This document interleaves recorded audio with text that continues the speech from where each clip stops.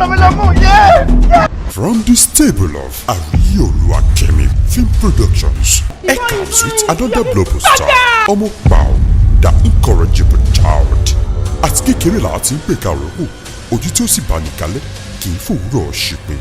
Ìwà jàgídíjàgan, àrékérekè, ìjọ̀gbọ̀n. Bó o bá tún dá mi lọ́wọ́ ọdún kalẹ̀, gbọ́dọ̀ wá bá di rẹ̀ òun kọ́ lónìí. Ìjọ̀tọ̀ bàbá.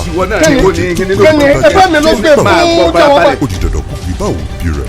Omopao, the incorrigible child, a sensational movie full of suspense, drama, actions, comedy extravaganza, moral value, produced at Yokuwa, kept directed by Seun Olaiya, featured Muyiwa Adebola, Regina Chukwu, Rukayat Bawa Iyaba, Remi Suit, Don Richard, Bobo P, Fokuku, Muyiwa Adegoke, Donna Asiwaju Bolaji, and many more. Omopao, coming soon.